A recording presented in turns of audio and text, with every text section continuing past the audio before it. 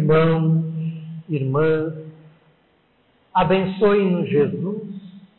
o amigo maior de todos nós. Allan Kardec, o eminente codificador do Espiritismo, quando estava compilando o conjunto de ensinamentos espirituais que daria origem ao famoso O Livro dos Espíritos, publicado pela primeira vez em 18 de abril de 1857, teve uma preocupação muito grande em estabelecer os parâmetros da nova doutrina que ele estava responsável de trazer ao mundo na condição de codificador. E, para tanto, preparou uma introdução para esta obra composta de 17 itens. No segundo item desta introdução, Allan Kardec o dedica para tratar da questão da alma, por ser algo muito importante no contexto doutrinário do Espiritismo. E ele vai, após estabelecer o ponto de vista da doutrina espírita com respeito à questão da alma, ele vai, no final daquele item, escrever o seguinte: julgamos necessário insistir nesta questão pela razão de a doutrina espírita repousar naturalmente sobre a existência em nós de um ser que é independente da matéria e que sobrevive ao corpo. Então a alma está na base da nossa veneranda doutrina espírita. E é uma questão essencial de ser entendida. Embora para nós espíritas seja já uma questão resolvida, a da existência em nós de algo que é independente da matéria e é sobrevivente ao corpo físico, nós damos o nome de alma, para a ciência de uma forma geral, para as academias terrenas, esta ainda é uma questão controvertida. E o nosso objetivo na noite de hoje é fazer algumas reflexões em torno de algumas evidências que podem atender às exigências da ciência moderna e que vêm de encontro à realidade transcendente da vida, à existência de um ser imortal, que em última análise constituímos cada um de nós aqui presente. Uma das primeiras evidências que poderíamos apresentar seria justamente uma evidência histórico-antropológica. A crença na existência da alma e na sobrevivência após a morte do corpo, ela é, pode-se dizer, sem sombra de dúvida, universal. Existe e sempre existiu em todos os tempos e lugares. Da pré-história, desde o aparecimento dos primeiros seres humanos até a atualidade, nós vamos encontrar notícias desta crença que reflete a nossa realidade intrínseca de seres transcendentais, de almas imortais. Nós vamos localizar no norte da África, já há 3.000 anos antes de Cristo, a fantástica civilização egípcia que se desenvolveu e se estruturou em torno deste princípio fulgurante, o da imortalidade da alma. Não houve, até o presente, nenhuma civilização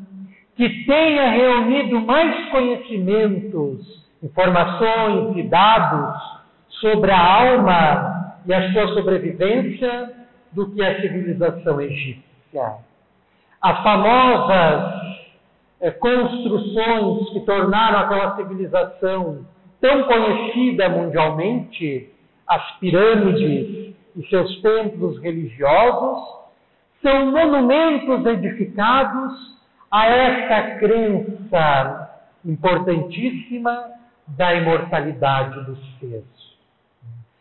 Na Mesopotâmia, às margens dos rios Tigre e Eufrates, do mesmo modo, nós vamos encontrar diversas civilizações, desde a dos Sumérios, que foi a primeira civilização a desenvolver-se neste espaço, até a dos babilônios, dos caldeus, dos assírios, inúmeros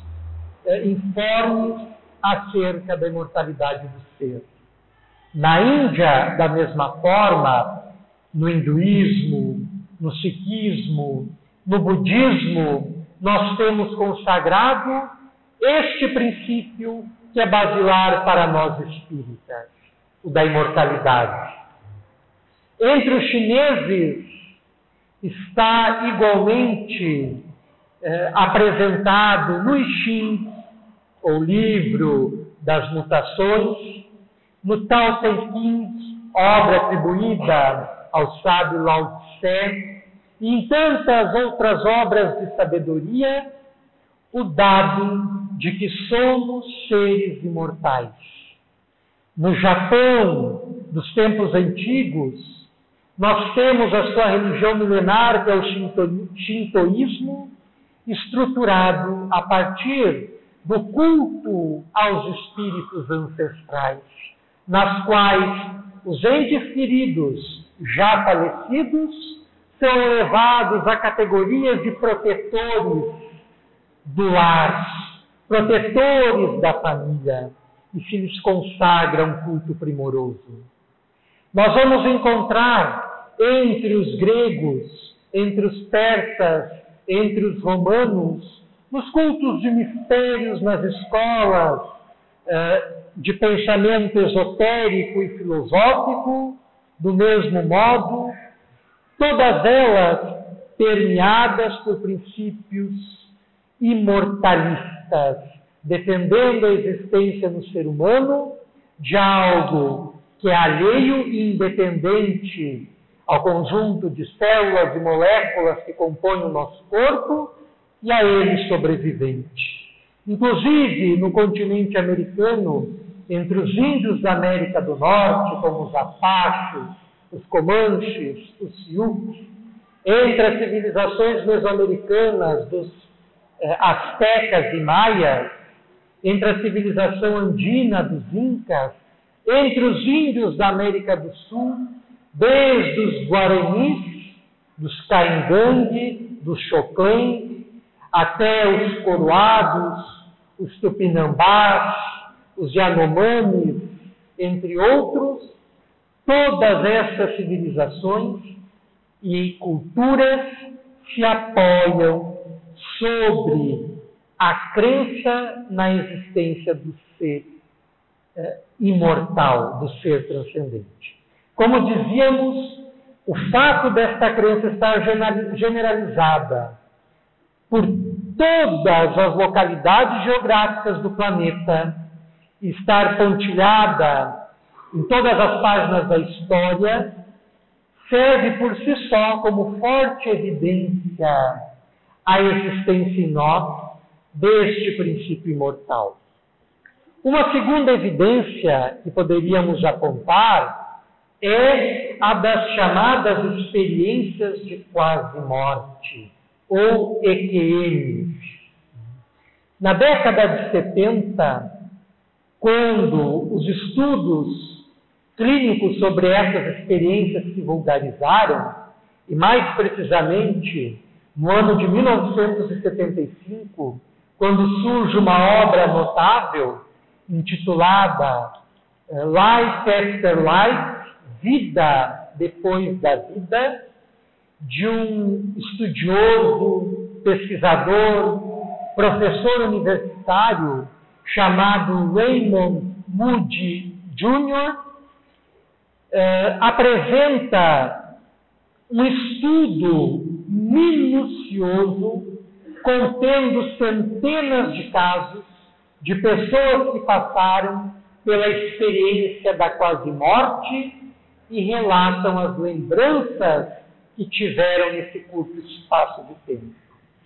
A quase-morte é, clinicamente, aquele evento no qual o indivíduo, por um acidente, por um choque muito grande, em função de um ataque cardíaco, uma parada respiratória, um derrame, etc., passa pelo que os médicos chamam de morte. Ainda que seja para nós rápida, segundos ou poucos minutos, para o espírito que contabiliza o tempo de forma diferente, pode-se dar inúmeros acontecimentos dentro deste espaço restrito de tempo para nós. Então, Raymond Moody Jr. reúne nesse seu livro inúmeros casos de pessoas que passaram por esta experiência de quase-morte, na qual se viam afastadas do corpo físico, vendo muitas vezes o seu corpo espiritual, o seu ser, o seu espírito, a sua alma, flutuando alguns metros de distância acima do corpo, mantendo, é claro, uma ligação fluídica com o corpo físico. Uma vez que essa ligação se rompe, ocorre a morte definitiva, ocorre a desencarnação, porque o espírito se afasta definitivamente do corpo físico. Então ele mantém essa ligação por este laço fluídico, chamado inclusive na Bíblia, no Eclesiastes, de cordão de prata, e que nós designamos como cordão fluídico, mantém essa ligação com o corpo físico. Então, muitos dos casos relatados nesta obra afirma que se viam flutuando alguns metros sobre o corpo físico e presenciando tudo o que estava acontecendo ali no quarto hospitalar. Os processos cirúrgicos, as tarefas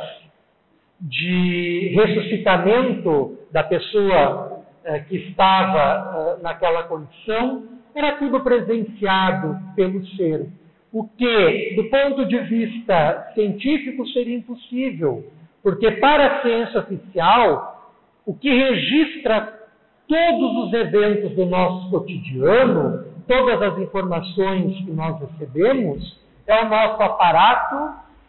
cérebro neuronal. E, havendo a experiência da quase-morte, não seria possível o registro dessas experiências. Então, isso é uma forte evidência de que existe em nós algo além da matéria. E que este algo além é o portador da consciência, é o portador da personalidade, é o portador da individualidade, dos sentimentos, das emoções, dos conhecimentos que possui, das habilidades que tem, das aptidões que já conquistou. E existem inúmeros casos, mas esta obra, Vida Após a Vida, constitui um marco no âmbito das publicações científicas sobre a matéria. Narra-se o famoso caso do médico psiquiatra Carl Gustav Jung, que no ano de 1944 passou por uma parada cardíaca e nisto ele viu-se projetado sobre o corpo acima da atmosfera, tendo a visão da Terra semelhantemente àquela que os astronautas a têm quando ultrapassam a estratosfera, vendo a Terra como uma linda bole de azul.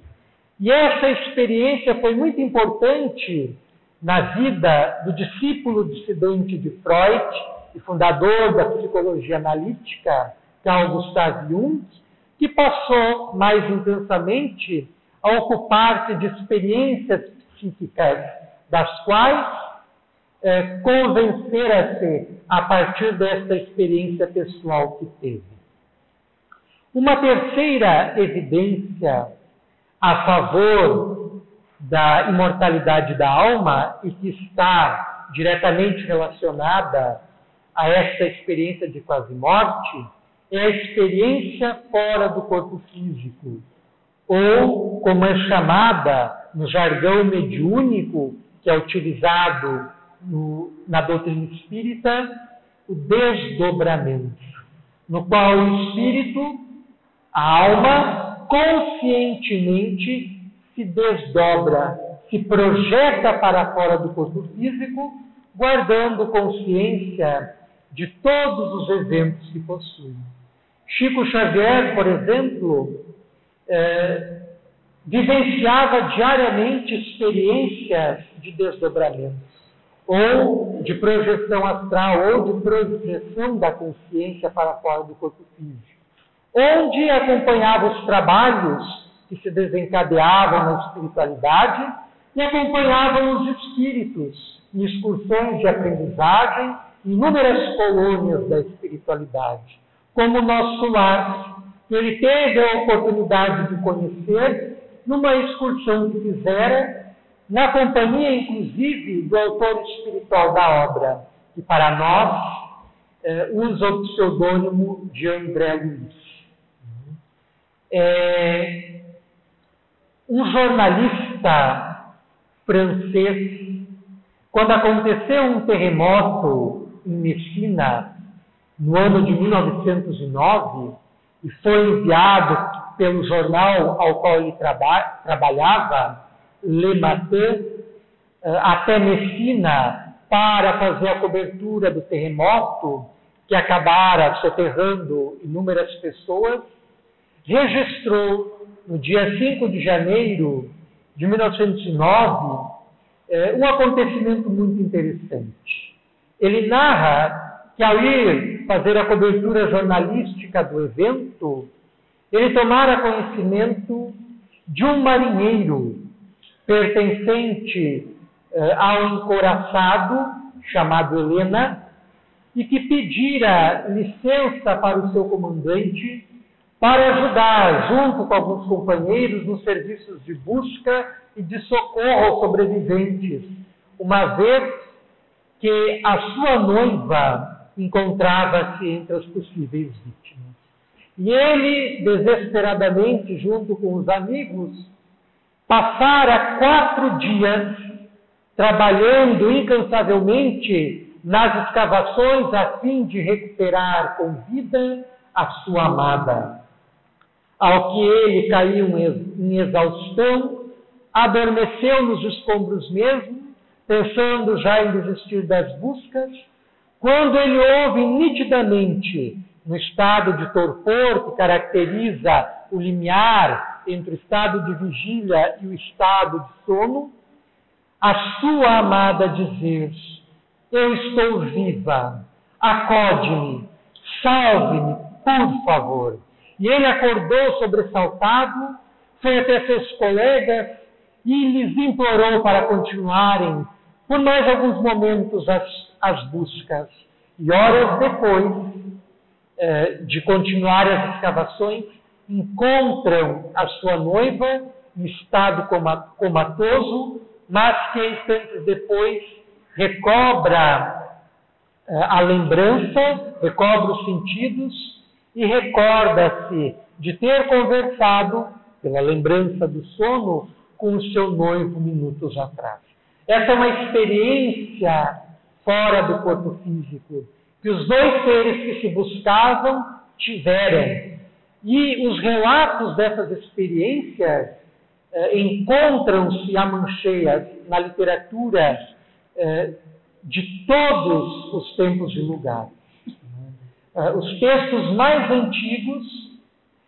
das religiões, das filosofias mais recuadas, apresentam relatos de pessoas que possuem essa faculdade ou que num determinado momento da sua vida, por efeito de um choque, de um abalo emocional muito grande, conseguem projetar-se para fora do corpo físico e guardar a consciência. Valdo Vieira, um médium que trabalhou muitos anos em parceria com Chico Xavier, publicando inúmeros livros com ele, inclusive 2 obras primorosas da chamada coleção André Luiz, Evolução em 2 Mundos e Mecanismos da Mediunidade, são livros extraordinários e que apresentam um conhecimento científico que estava muito além do conhecimento dos medianeiros, sobretudo de Chico Xavier, que possuía apenas o primário, inclusive além de Valdo Vieira, que já possuía 2 faculdades de medicina e odontologia, mas que acaba se tornando um dissidente no meio espírita e vai fundar uma ciência distinta, que ele chama de conscienciologia e projeciologia, para estudar justamente esses casos de projeção da consciência para fora do corpo físico. E existem experiências de laboratório feitas nos Estados Unidos, na ex-União Soviética, em inúmeros países europeus, que faziam controle rigoroso sobre os indivíduos dotados dessa capacidade de se desdobrar. Também forte evidência a favor da existência da alma. Uma quarta evidência da imortalidade da alma seria o que se convencionou chamar, nos meios parapsicológicos, de casos sugestivos de reencarnação. Merecendo destaque os trabalhos do psiquiatra e professor norte-americano Ian Stevenson, que após mais de 3 décadas, mais de 30 anos dedicadas a pesquisas de crianças que apresentavam lembranças da sua última encarnação, reuniu cerca de 2.600 casos nesse sentido e que foi publicando ao longo da sua existência, construindo um verdadeiro monumento granítico a favor não só da crença que nós esposamos na reencarnação do ser, como também na imortalidade da alma. E ele apresenta casos impressionantes. Ele apresenta o caso de um menino indiano que, com 10 meses, a primeira palavra que ele pronunciou foi o nome da cidade, que ficava em torno de 60 quilômetros da cidade onde ele vivia, que era Pilibhit, em que ele havia vivido na sua última existência. E logo quando ele começa a falar, ele lembra-se do nome que ele tinha na vida anterior, o nome do seu pai e da sua mãe, que estava encarnada ainda, e lembra o nome de inúmeros detalhes da sua existência, e que eles vão averiguar e se dão conta que todos os dados que a criança manifestava procediam, sendo uma evidência inconteste, tanto a favor da reencarnação quanto da imortalidade do ser. A reencarnação, afirma Hermínio Correia de Miranda, é consequência direta e essencial da imortalidade da alma. Se nós somos imortais, é necessário sermos também seres reencarnantes, uma vez que precisamos cumprir o nosso processo de desenvolvimento interior, e isso não pode ser feito em apenas uma etapa existencial. São necessárias várias existências, várias vidas, várias peregrinações sobre a Terra, que é o nosso caso. Não é a primeira vez que estamos aqui. Já tivemos dezenas, se não centenas de milhares de passagens por esse planeta, ainda que conscientemente não registremos em nossa lembrança. Uma quinta evidência de experiências que poderia, e relatos que poderiam contribuir para afirmar a crença na imortalidade do ser são as visões em leito de morte. Inúmeros são os casos de pessoas, sobretudo pacientes terminais, que relatam enxergar no leito de morte o ente querido já desencarnado, geralmente o cônjuge, o pai ou a mãe, um avô, uma avó, um parente muito querido, um amigo benquisto,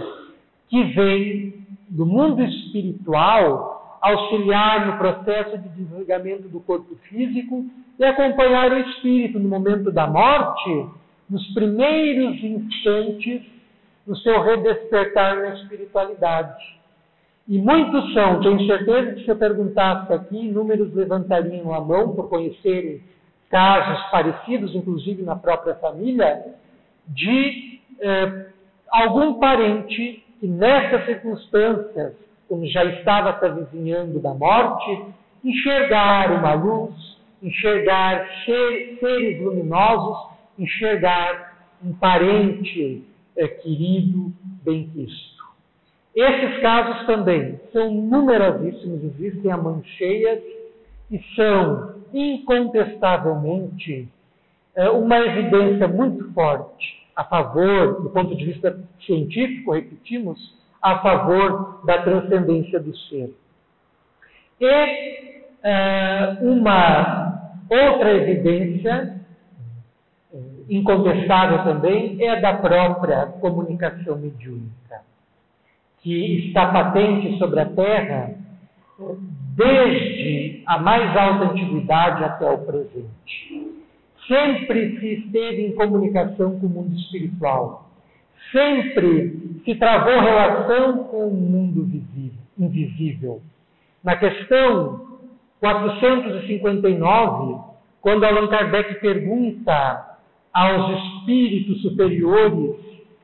se os espíritos desencarnados influenciam em nossos pensamentos, em nossos atos, os espíritos respondem o seguinte: sim, influenciam muito mais do que imaginais. De ordinário, são eles que vos dirigem.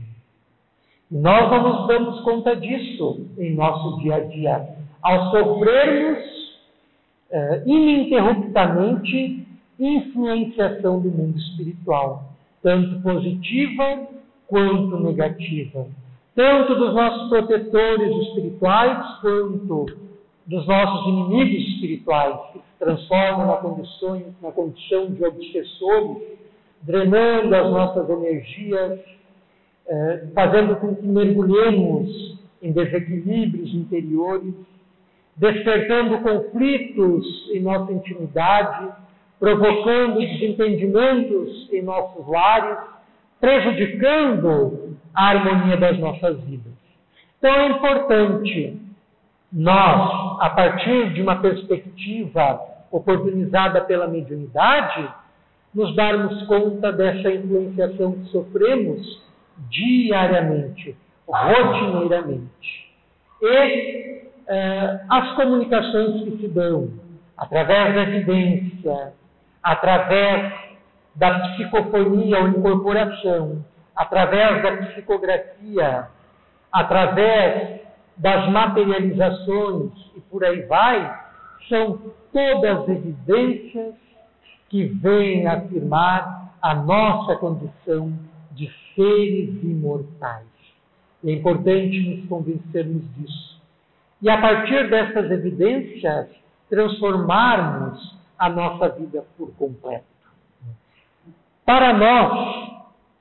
esta obra, O Parnaso de Além Túmulo, que é a primeira obra do médium mineiro Francisco Cândido Xavier, que foi publicada no ano de 1932, e que reúne sonetos, poesias de 56 poetas da língua portuguesa, que vêm se manifestar de acordo com os seus antigos estilos literários, consoante o parnasianismo, o simbolismo, o modernismo, o pós-modernismo, etc., apresentando de um modo inegável a sua sobrevivência após a morte. Então, o Parnaso de Além-Túmulo, que é uma obra que está muito além das possibilidades literárias do médium mineiro, constitui uma das evidências subjetivas, de ordem subjetivas, mais fortes e favoráveis à imortalidade do ser, à sobrevivência da vida após a morte. Alguns literatas, alguns críticos literários, ao examinarem estas poesias, se surpreenderam. Alguns deles, brincando, disseram que se esta obra não fosse dos espíritos que a escreveram, que a ditaram, dever-se-ia dar ao Chico Xavier todas as cadeiras da Academia Brasileira de Letras, uma vez que essas poesias são dotadas de uma sublimidade muito grande e que atestam a identidade, a individualidade dos espíritos comunicantes. Então, todo este conjunto de evidências, as histórico-antropológicas, as EQNs, as experiências fora do corpo físico, as evidências mediúnicas, inúmeras outras pesquisas que são feitas no campo da parapsicologia, da psicotrônica, da psicobiofísica, vem de encontro à necessidade que a estrutura científica exige e possui para apresentar um determinado ensinamento, uma determinada hipótese como sendo válida. E todas estas vêm atender essas expectativas. O que nos incomoda, enquanto espíritas, é que já existe um grande número de evidências e a ciência, atendendo a interesses mesquinhos, a interesses particulares, continua renunciando à força dessas evidências, que se assentam sobre fatos que são inquestionáveis e que são cada vez mais acumulados no Brasil, principalmente, e em todas as partes do planeta Terra. Então, a ciência está ainda atrelada a um posicionamento reducionista, materialista, que a impede de seguir além. Mas, felizmente, das suas próprias entranhas, nasce correntes como a da física moderna, a física quântica, a psicologia transpessoal, a psicossíntese, a própria parapsicologia, a biologia molecular, inúmeras disciplinas odiernas, contemporâneas, que estão abrindo campo, estão abrindo espaço para reconhecer que a matéria por si só não consegue explicar a toda a fenomenologia da vida, a toda a organização cosmológica e fisiológica do universo e do ser, nem muito menos a realidade psicológica da criatura. Principalmente no meio da psicologia transpessoal, nós temos nomes de peso como Stanislav Grof, Ken Wilber, Charles Tart, entre outros, que vem escrito e pesquisado inúmeros eventos que apontam para a ampliação da consciência, além da jaula cerebral. O corpo físico, o cérebro, é um instrumento de manifestação da alma, da mente. O professor da Universidade da Virgínia, Joseph Banks Heim, o pai da parapsicologia, que inicia os seus trabalhos na década de 30, chegou a uma conclusão impressionante ao término das suas pesquisas. A mente não é física. E esta conclusão foi ignorada pelo meio científico, como eles têm feito repetidamente quanto a tudo que encaminha as fontes espirituais da existência. Porque, como o Espiritismo afirma, a nossa realidade fundamenta-se na realidade espiritual. A nossa vida aqui na Terra é muito limitada face à realidade maior da qual nós fazemos parte, dentro da qual estamos inseridas, que é a realidade espiritual. Então, Joseph Banksheim afirma que a mente não é física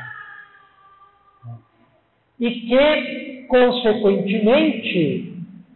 é sobrevivente ao corpo físico. E ele chegou a estas brilhantes conclusões seguindo os métodos exigidos pela ciência oficial, pela ciência acadêmica, pela ciência materialista. Stanislav Grof, citamos, fez pesquisas muito curiosas com barbitúricos, com psicodélicos, com LSD, com drogas controladas em seus pacientes, uma vez que ele é psiquiatra, a fim de analisar os impactos destes componentes químicos sobre a química cerebral e sobre a mente em si. E ele chegou a conclusões, da mesma forma, impressionantes, em que os indivíduos, ao ser submetidos a esses componentes químicos, a estas drogas, experimentavam estados alterados de consciência, onde muitas vezes também se viam fora do corpo físico, se viam em regiões do mundo espiritual, viam seres queridos que já desencarnaram. E ele acabou, ao término das suas pesquisas, desenvolvendo um método que ele chamou de respiração holotrópica, que objetiva, através de um controle da respiração, da postura, posicionamento do corpo, etc., a levar a esses estados alterados de consciência de uma forma que não seja prejudicial ao corpo físico. Porque qual é o impacto de algumas substâncias químicas sobre o corpo físico, como a cocaína, o haxixe, o cogumelo, o êxtase, o ácido lisérgico, por aí vai? É afrouxar os laços que prendem o espírito ao corpo, dando uma relativa independência ao ser transcendente, ao espírito imortal. Mas o que acontece com esses que acabam caindo nas malhas da drogadição? Como acabam prejudicando a si mesmo, num processo de autodestruição, acabam ficando sob o império, sob o domínio de entidades de pouco desenvolvimento espiritual, que, quiçá, por sua vez, foram usuárias dessa substância quando aqui estavam e desencarnaram por overdose, como tem sido tão comum, sobretudo a partir da década de 60, a partir do movimento hipeísta em nosso planeta. E passam a subjugar essa pessoa. Enquanto elas estão se drogando, através da maconha, da cocaína, do crack, etc., essas entidades estão em volta também se beneficiando daqueles fluidos que estão sendo inalados. Né? E alimentam aquele processo e reforçam ainda mais a dependência em relação ao vício. O espírito Luiz Sérgio tem sido incansável, através dos seus inúmeros romances, em despertar a consciência, sobretudo dos jovens, para o perigo da drogadição, apresentando essa contraparte espiritual, bem como os reflexos que o ser usuário dessas drogas passa ao desencarnar. continuando dependente dessa substância. Então, Stanisław Grof, ele encontrou uma forma sadia de fazer com que entremos nesses estados alterados de consciência e que constitui evidência muito forte a favor, do ponto de vista científico, a favor da imortalidade do ser. É imprescindível que nós nos convençamos dessa realidade que é inequívoca, para a qual não podemos mais fechar os olhos e renovarmos por completo a nossa experiência sobre a face da Terra, valorizando a nossa vida, adquirindo um amor incondicional pela nossa existência, amando com toda a nossa força e com todo o ímpeto de que somos capazes, cada uma das experiências que podemos vivenciar na Terra, valorizando os nossos relacionamentos, os nossos afetos, aqueles que são objeto do nosso apreço, do nosso carinho, do nosso amor, a fim de que esta existência não seja apenas mais uma no conjunto das inúmeras existências que possuímos, compondo um imenso colar, um imenso rosário de experiências carnais, mas que seja a experiência decisiva, que nos alavanque para os horizontes mais vastos e mais amplos de conhecimento, de emoção, de sabedoria e de amor. Gostaríamos de finalizar a nossa breve exposição com a leitura de um soneto de autoria do poeta Cruz de Souza, que viveu na segunda metade do século XIX,